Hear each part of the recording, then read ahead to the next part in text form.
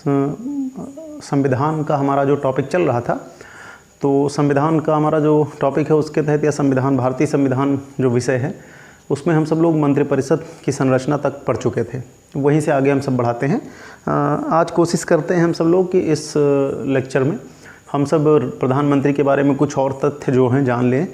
साथ ही साथ हम सब उप प्रधानमंत्री एक पद है उसके बारे में भी कुछ जान लें, और महान न्यायवादी को भी मैं इसी में पढ़ा दूंगा इसी लेक्चर के साथ। तो आप सब जैसा एक चीज़ आप जान ही गए होंगे कि उत्तर प्रदेश लोक सेवा आयोग ने अपना कैलेंडर घोषित कर दिया है और एग्ज़ाम डेट आ गई हैं।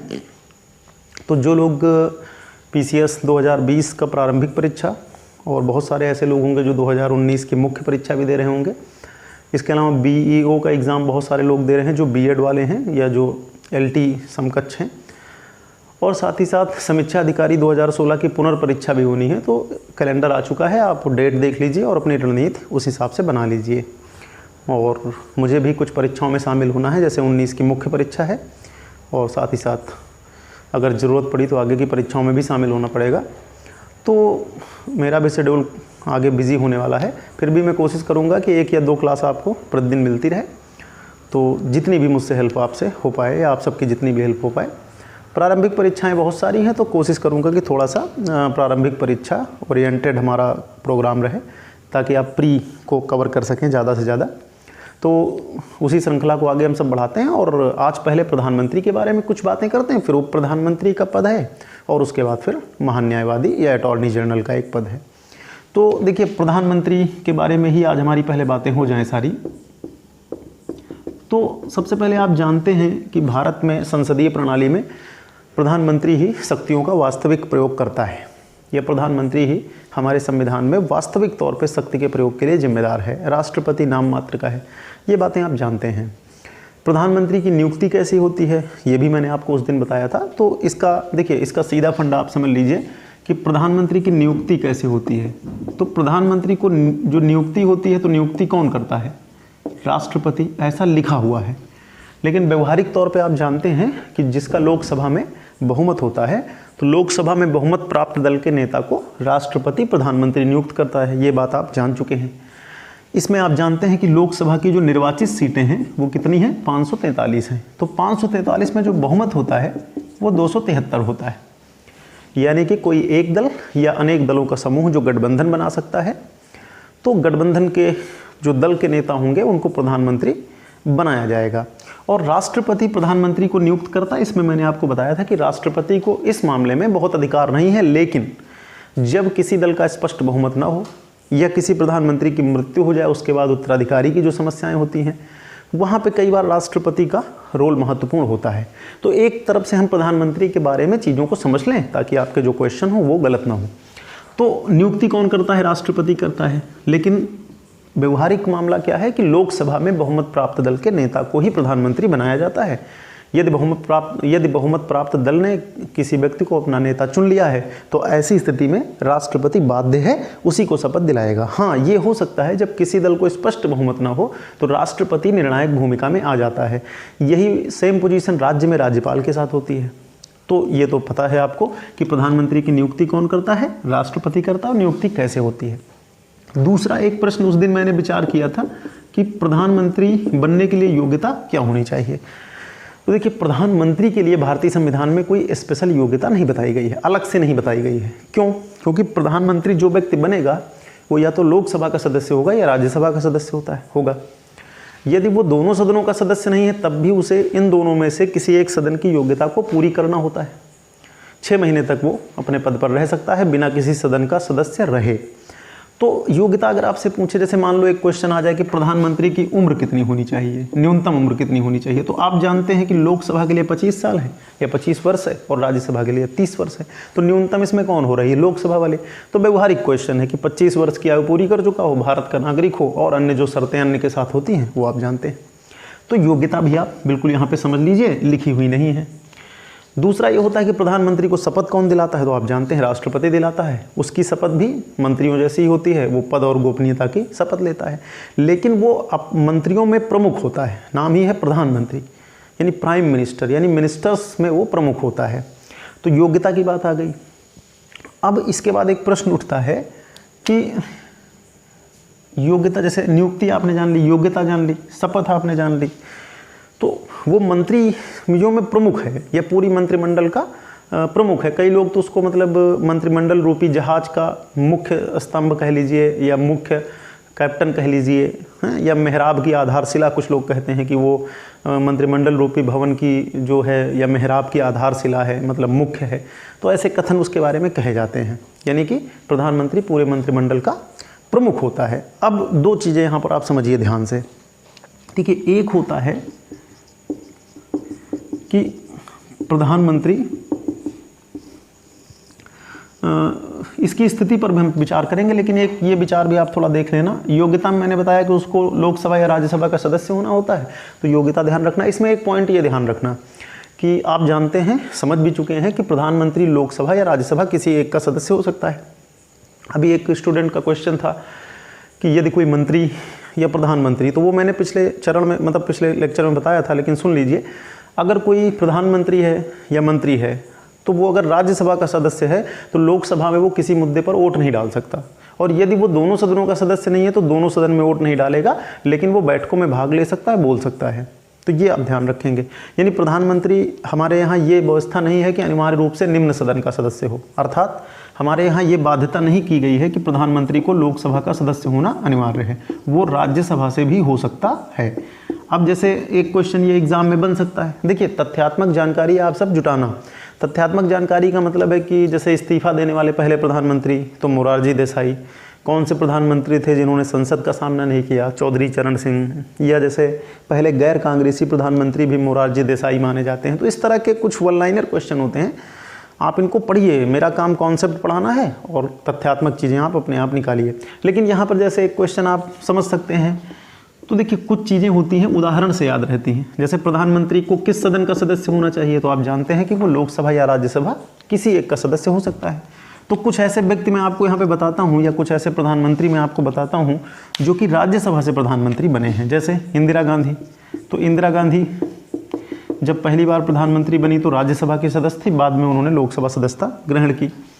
इसके अलावा भारत के एक प्रधानमंत्री हुए थे देवे गौड़ा, वो भी राज्यसभा से थे। इसके अलावा एक थे इंद्र कुमार गुजराल, ये भी राज्यसभा से थे। और जैसे आप देखेंगे डॉक्टर मनमोहन सिंह, तो ये भी राज्यसभा से थे।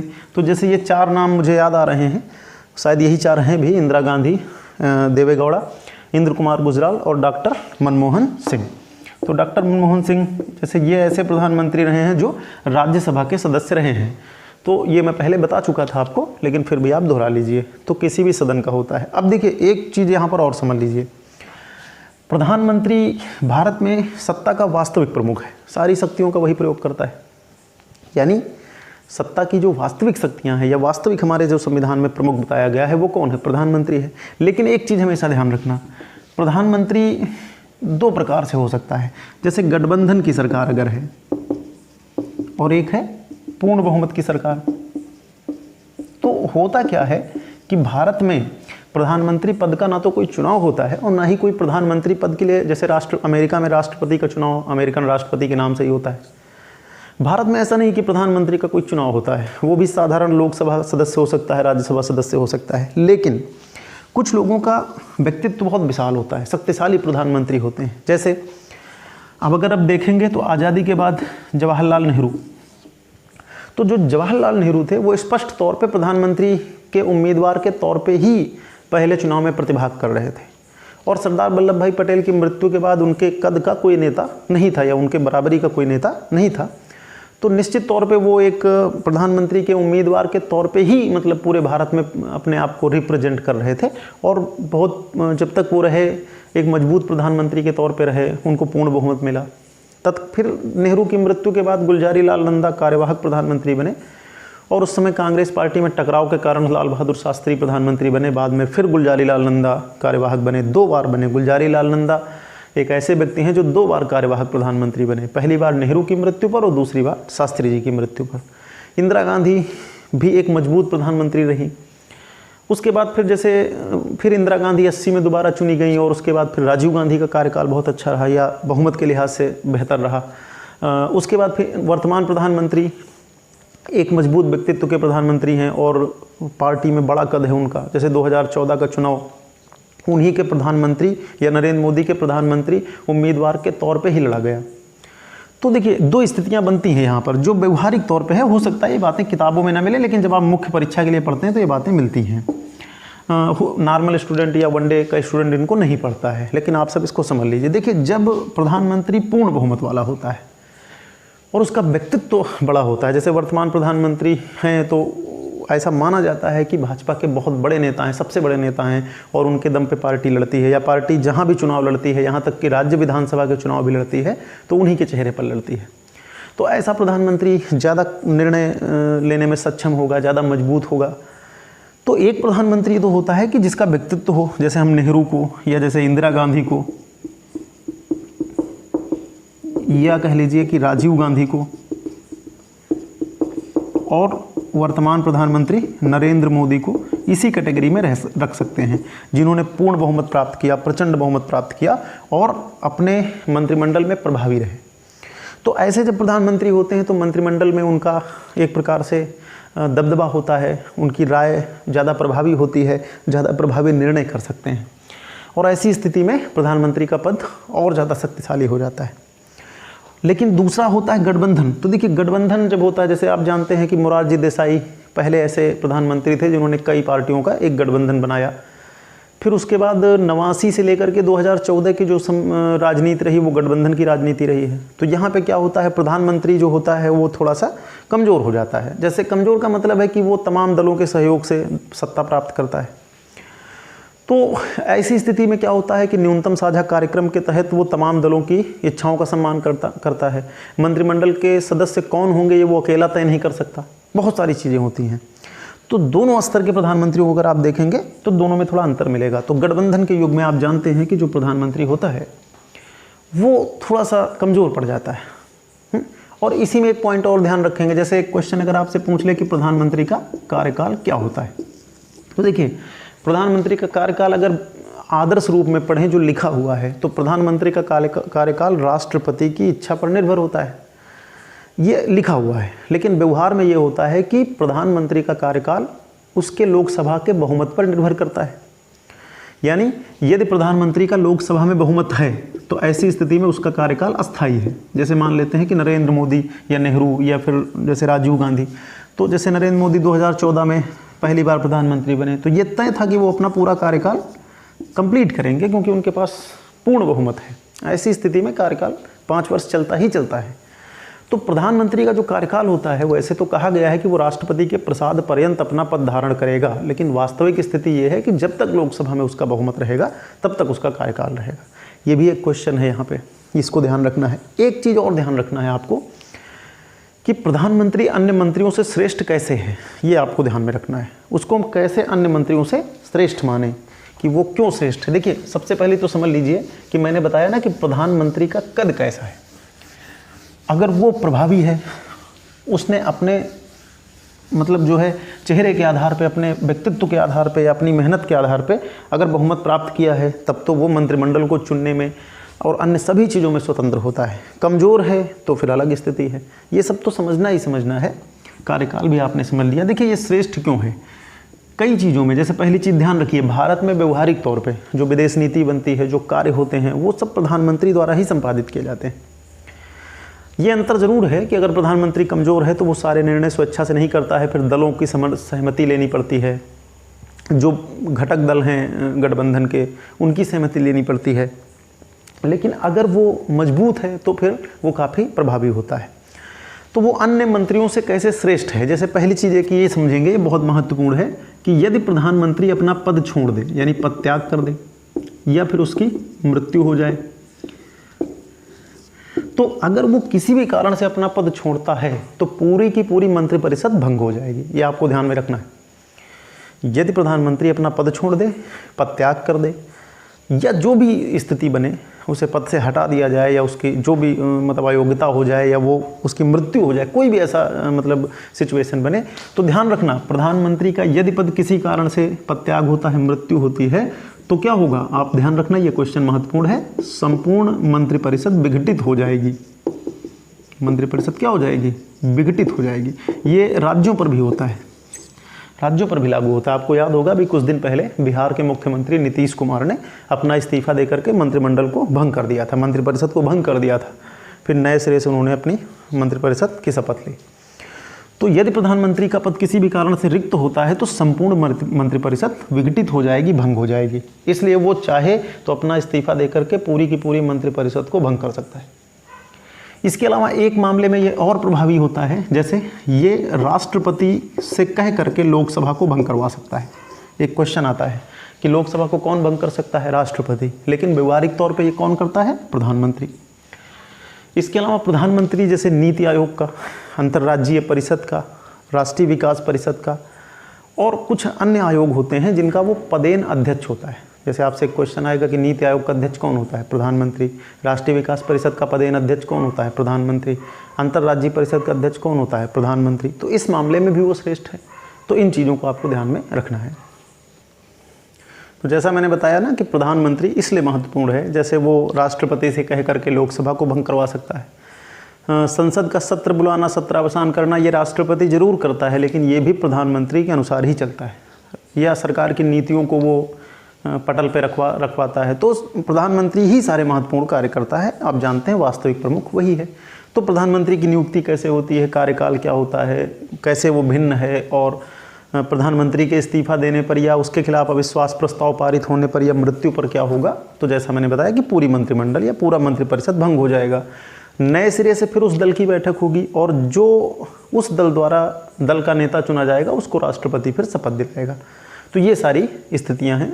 और गुलजारी लाल नंदा के बारे में मैंने बताया कि 2 बार जैसे उन्होंने कार्यवाहक प्रधानमंत्री का काम संभाला। तो इस तरह से होता है। और एक बार आप चाहें तो नज़र दौड़ा लेना कौन कौन अब तक प्रधानमंत्री हुए हैं। कुछ की अपनी विशेषता होती है, जैसे कुछ ऐसे रहे हैं कि वो मुख्यमंत्री रहे हैं और प्रधानमंत्री बने हैं। अब जैसे इस तरह क्वेश्चन भी वनडे या अन्य परीक्षाओं में कि सबसे युवा प्रधानमंत्री तो आप जानते हैं कि राजीव गांधी थे। सबसे अधिक उम्र में मोरारजी देसाई प्रधानमंत्री बने। मोरारजी देसाई एक ऐसे प्रधानमंत्री थे जो एसडीएम पद पर भी कार्य कर चुके थे, यानी कि वो प्रोविंशियल सर्विसेज में भी काम कर चुके थे। कभी कभी इंटरव्यू में ऐसे इस तरह के क्वेश्चन बना देता है, पूछ लेता है। तो जानकारी जोड़िए, जितनी अतिरिक्त जानकारी आप जोड़ेंगे आप बेहतर स्थिति में रहेंगे। तो ये प्रधानमंत्री की बातें हो गई। यह प्रधानमंत्री क्या है, प्रारंभिक परीक्षा लायक बहुत बातें यहाँ पर हैं और आप कोशिश करेंगे तो अन्य बातें भी निकलेंगी। अब एक चीज़ है उप प्रधानमंत्री। तो उप प्रधानमंत्री की अगर हम बात करें, यानी प्राइम मिनिस्टर जो पद है या प्रधानमंत्री जो पद है वो तो संविधान में परिभाषित है, लेकिन उप प्रधानमंत्री का जो पद है वो संवैधानिक प्रावधानों से इतर है, यानी कि वो संविधान के प्रावधानों के अलावा है। तो सबसे पहले एक चीज़ समझ लीजिए कि उप प्रधानमंत्री का जो पद आप सुनते हैं, कभी कभी एग्ज़ाम में आता है, तो देखिए यहाँ पर एक चीज़ आप बिल्कुल ध्यान रखना कि उप प्रधानमंत्री का जो पद है वो भारतीय संविधान में कहीं पर भी नहीं है। ये आपको ध्यान में रखना है। इसी तरीके से आजकल राज्यों में आपने देखा होगा मुख्यमंत्री के साथ साथ उप मुख्यमंत्री चुने जा रहे हैं, या मतलब नियुक्त हो रहे हैं। तो जैसे अभी उत्तर प्रदेश में भी आपने देखा है 2 उप मुख्यमंत्री हैं। हरियाणा में उप मुख्यमंत्री का पद सृजित किया गया है। महाराष्ट्र में अभी आपने देखा होगा, दिल्ली में भी सुनाई दिया डिप्टी सीएम की अवधारणा कभी कभी उभर के आती है।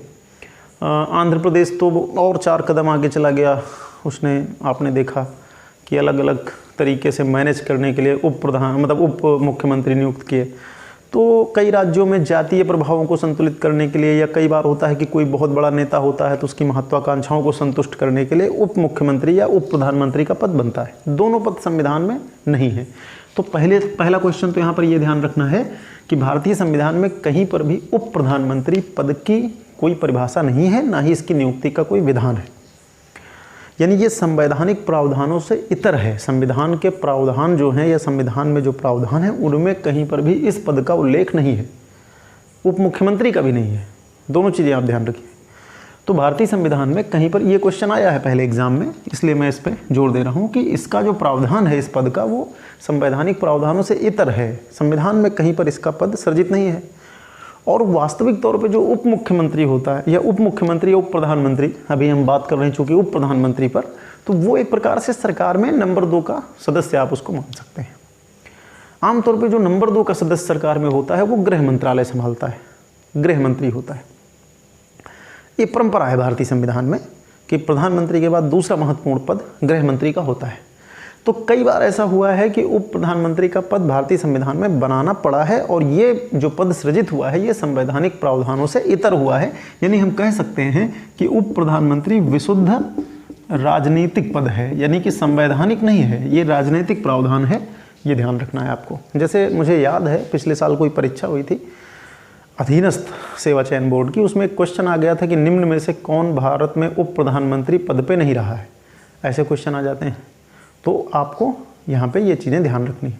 तो पहली चीज़ ध्यान रखना कि उप प्रधानमंत्री का पद भारतीय संविधान में कहीं पर वर्णित नहीं है, ये संवैधानिक प्रावधानों से इतर गठित किया गया है या सृजित किया गया है और ये विशुद्ध राजनैतिक पद है। और भारतीय इतिहास में या भारतीय जो चुनाव का इतिहास है या भारतीय जो सरकारों के गठन का इतिहास है उसमें अब तक 7 बार उप प्रधानमंत्री का पद सृजित किया गया है, लेकिन कुल 8 व्यक्तियों ने, ध्यान रखना, कुल 8 व्यक्तियों ने उप प्रधानमंत्री का पद संभाला है या उप प्रधानमंत्री पद पर उनकी नियुक्ति हुई है।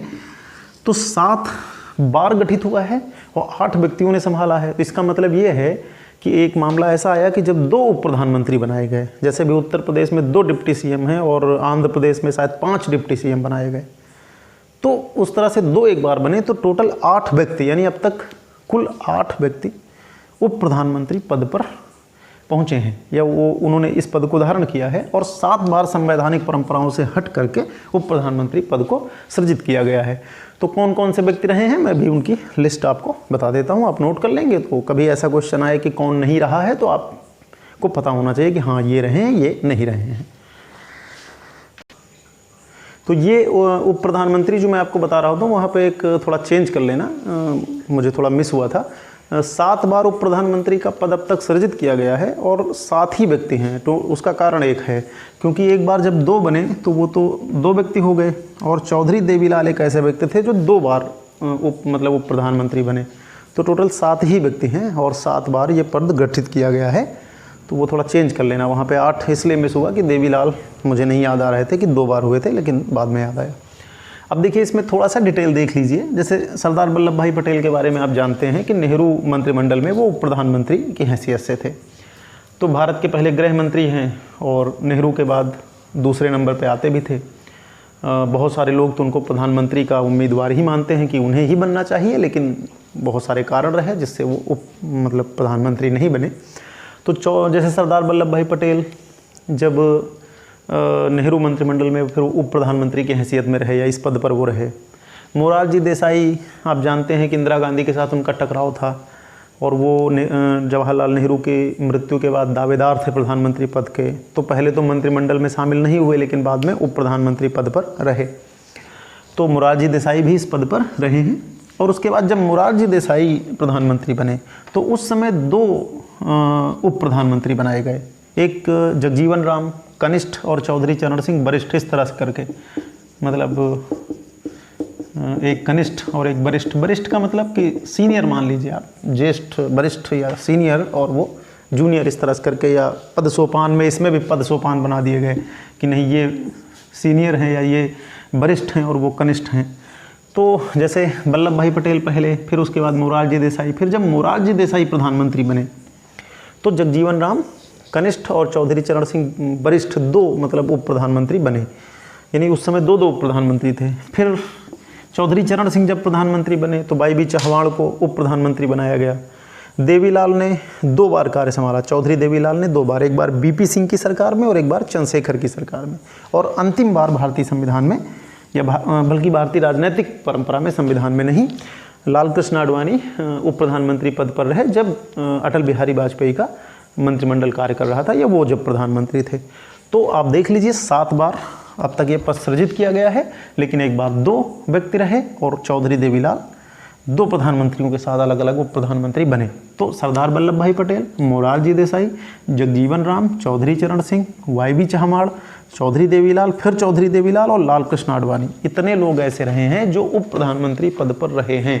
यानी आपको ध्यान रखना है, मुझे बहुत अच्छे से याद है अधीनस्थ में पिछली बार या 1-2 साल पहले ये क्वेश्चन आया था कि निम्न में से कौन उप प्रधानमंत्री पद पर नहीं रहा है। तो ये आपको ध्यान में रखना है, इसको आप नोट कर लेंगे। तथ्यात्मक क्वेश्चन है, प्रारंभिक परीक्षा के लिए उपयोगी हो सकता है। इसके बाद इसी टॉपिक के तहत हम सब महान न्यायवादी या भारत का महान न्यायवादी अटॉर्नी जनरल ऑफ इंडिया को भी पढ़ लेंगे, क्योंकि इसके बाद फिर हमारा संसद शुरू हो जाएगा। तो अगला जो टॉपिक हमारा शुरू होगा वो भारतीय संसद हम सब पढ़ेंगे। तो ये टॉपिक भी यहीं पर मैं जोड़ दे रहा हूँ।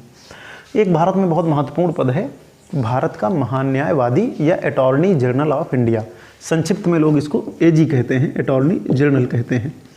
तो अटॉर्नी जनरल क्या है, कौन होगा, उसकी नियुक्ति कौन करेगा, कार्यकाल, वेतन आदि के बारे में, उसके अधिकार, दायित्व, इनके बारे में एक अनुच्छेद है 76।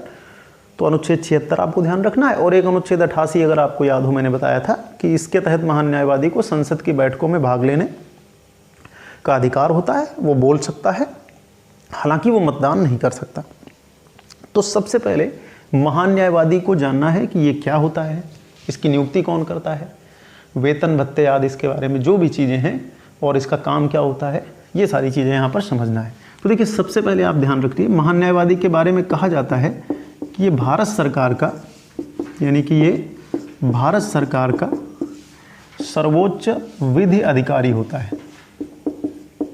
भारत सरकार का सर्वोच्च विधि अधिकारी होता है, ये ध्यान रखना होगा। विधि मतलब कि वो कानूनन या लॉ मेंबर कह लीजिए, या कानूनी मामलों पर, विधिक मामलों पर वो सरकार के सलाहकार की भूमिका निभाता है। देखिए, आप जानते हैं कि सरकार राज्य की परिभाषा में आती है, तो सरकार के खिलाफ भी बहुत सारे केस होते हैं। सरकार को बहुत मामलों में विधिक राय लेनी पड़ती है। विधिक राय का मतलब कि यह विधिक रूप से ये काम सही है, नहीं सही है। तो ऐसी स्थिति में उसके पास एक विधि अधिकारी होना चाहिए, कानून का जानकार व्यक्ति होना चाहिए, जो सरकार को परामर्श दे और ज़रूरत पड़ने पर न्यायालयों में जाकर के सरकार का पक्ष रखे। तो एक प्रकार से एक चीज़ इससे आप क्लियर हो जाएगा आपका काम कि ये भारत सरकार का सर्वोच्च विधि अधिकारी है, यानी भारत सरकार को विधिक मामलों पर सलाह देने का ये सबसे बड़ा अधिकारी है। और ये ध्यान रखना, ये खास करके सर्वोच्च न्यायालय एवं उच्च न्यायालय में, यानी हाई कोर्ट और सुप्रीम कोर्ट दोनों में ये भारत सरकार का प्रतिनिधित्व करता है। हालांकि एक चीज़ ध्यान रखना कि महान न्यायवादी को भारत के राज्य क्षेत्र में किसी भी कोर्ट में, किसी भी न्यायालय में सरकार की तरफ से उपस्थित होने का अधिकार है। वो भारत सरकार की तरफ से किसी भी कोर्ट में उपस्थित हो सकता है, लेकिन मुख्य रूप से वो सर्वोच्च न्यायालय में और उच्च न्यायालय में विधिक मामलों में सरकार का पक्ष रखता है, सरकार के प्रतिनिधि के तौर पर काम करता है। तो सरल भाषा में आप समझ लीजिए कि भारत सरकार का ये विधिक अधिकारी होता है, विधिक मामलों पर भारत सरकार को सलाह देता है, कानूनी मामलों पर भारत सरकार को सलाह देता है। और ये मुख्य रूप से सर्वोच्च न्यायालय और उच्च न्यायालय में सरकार का प्रतिनिधित्व करता है। हालांकि इसको ये अधिकार है कि ये भारत में किसी भी कोर्ट में, ये भारत के किसी भी कोर्ट में, किसी भी न्यायालय में उपस्थित हो सकता है सरकार का पक्ष रखने के लिए। तो ये स्थिति आप समझ गए होंगे कि ये पद क्या होता है, क्यों होता है। क्यों इसलिए होता है कि सरकार को विधिक मामलों का सामना करना पड़ता है कोर्ट में, सुप्रीम कोर्ट में या हाई कोर्ट में या अन्य कोर्ट में, तो वहाँ पर ये उपस्थित होता है। इसके अलावा ये भारत सरकार को विधिक मामलों में सलाह देता है, सर्वोच्च विधि अधिकारी होता है। इसकी सहायता के लिए जैसे एक सॉलिसिटर जनरल होता है, इसके नीचे फिर एडिशनल सॉलिसिटर जनरल होते हैं, तो ये सारे मिलकर के इसको सलाह या इसकी सहायता करते हैं। तो ये विधिक मामलों पर भारत सरकार का पक्ष रखता है, ये आपको ध्यान में रखना है। अब दूसरा प्रश्न उठता है कि इसकी नियुक्ति कौन करता है। तो अनुच्छेद मैंने बता दिया, इसके लिए एक ही अनुच्छेद बताया गया है, इसकी नियुक्ति, अधिकार आदि के बारे में यही अनुच्छेद है। तो देखिए, महान न्यायवादी की नियुक्ति कौन करता है, राष्ट्रपति करता है, ध्यान रखना। हालांकि राष्ट्रपति ये कार्य मंत्रिपरिषद की सलाह से करता है, क्योंकि मंत्रिपरिषद को अपना महान न्यायवादी चुनने का अधिकार होता है। लेकिन सिंपल अगर आपसे पूछेगा कि नियुक्ति कौन करता है, राष्ट्रपति कहता है। और यहाँ पर एक लाइन लिखी गई है, इसको नोट कर लेना कि राष्ट्रपति ऐसे व्यक्ति को महान न्यायवादी नियुक्त करेगा जिस व्यक्ति में सुप्रीम कोर्ट का जज बनने की योग्यता हो।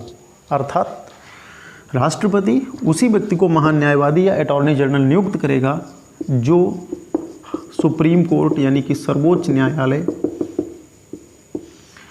का न्यायाधीश बनने की योग्यता रखता हो। ये क्वेश्चन आता है एग्जाम में, ध्यान रखना। यानी ऐसे व्यक्ति को ही महान न्यायवादी राष्ट्रपति नियुक्त करेगा जो कम से कम सर्वोच्च न्यायालय के न्यायाधीश बनने की योग्यता रखता हो। जो लोग नए हैं उन लोग जान लें, अभी आगे हम पढ़ेंगे। सुप्रीम कोर्ट का न्यायाधीश बनने की 3 शर्तें हैं। पहला, वो जैसे कोई व्यक्ति सुप्रीम कोर्ट का न्यायाधीश किन स्थितियों में बन सकता है, उसके लिए 3 योग्यताएं बताई गई हैं अथवा करके। पहली ये है कि वो 1 या 1 से अधिक हाई कोर्ट में यानी कि उच्च न्यायालय में 5 साल तक लगातार जज रहा हो, यानी न्यायाधीश रहा हो।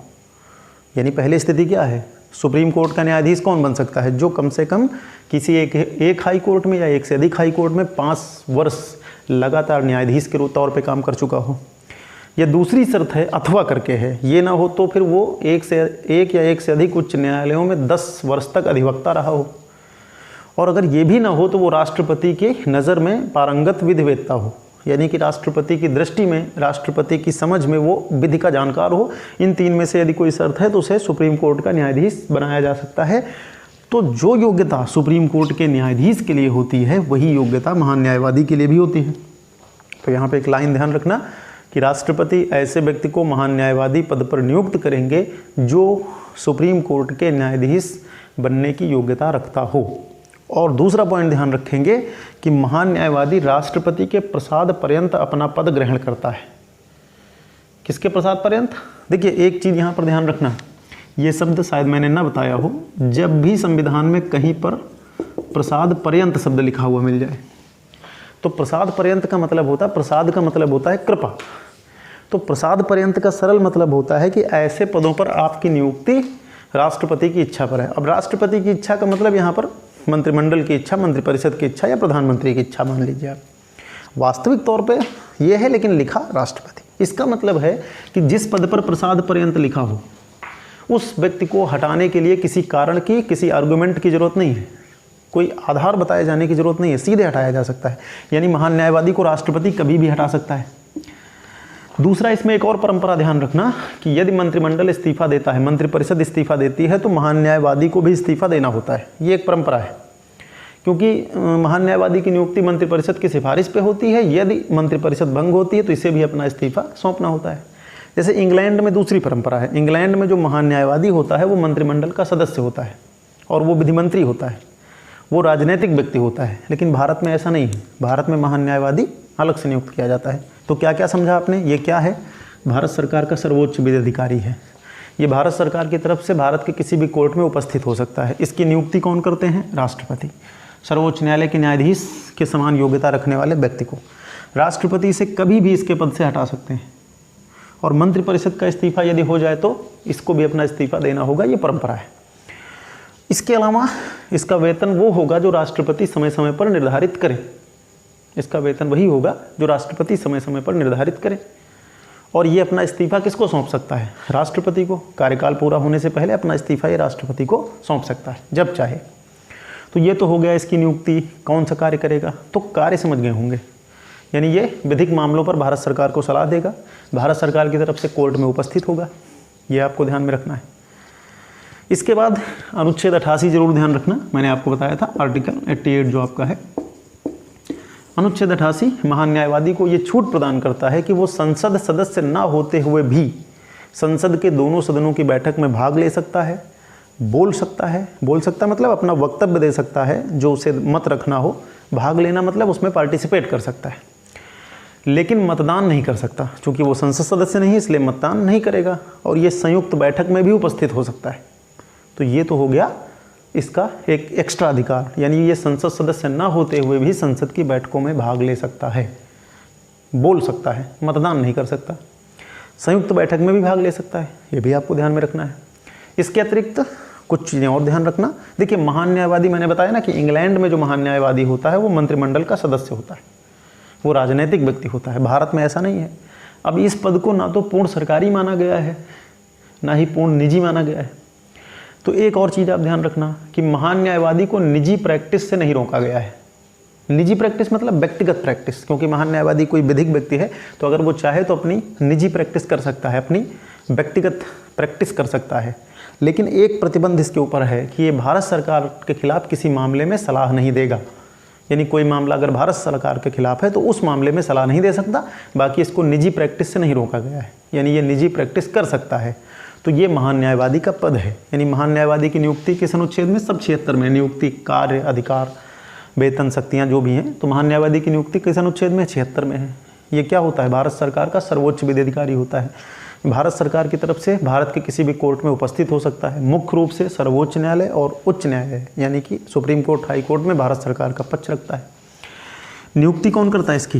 राष्ट्रपति करता है, और ऐसे व्यक्ति को नियुक्त करता है जो कम से कम सर्वोच्च न्यायालय का न्यायाधीश बनने की योग्यता रखता हो। और साथ ही साथ इसकी सहायता के लिए एक solicitor general, 2 additional solicitor general होते हैं। इसका कार्यकाल क्या होता है? राष्ट्रपति की इच्छा या प्रसाद पर्यंत। मंत्रिपरिषद का इस्तीफा होगा तो इसे भी इस्तीफा देना होगा, ये परंपरा है। इसके अलावा आप जानते हैं कि इसे निजी प्रैक्टिस से नहीं रोका गया है, लेकिन ये भारत सरकार के खिलाफ किसी मामले में सलाह नहीं दे सकता है। तो ये आपका महान न्यायवादी हो गया है। इससे संबंधित जो भी अगर प्रश्न आपके दिमाग में बने तो आप पूछ लेना, अगर कोई शंका रह जाए। तो ये चैप्टर यहाँ पर हम सब समाप्त करते हैं। अगले चैप्टर में हम सब, जब संविधान का चैप्टर आएगा तो हम संसद पढ़ेंगे। संसद क्या होती है? संसद में राष्ट्रपति आप पढ़ चुके हैं, तो लोकसभा, राज्यसभा और उससे संबंधित सारी परंपराएं, इन सब का अध्ययन करेंगे। तो ये टॉपिक यहीं पर समाप्त होता है। आप इसको पढ़िए, इससे संबंधित कोई क्वेश्चन बने तो आप पूछिए।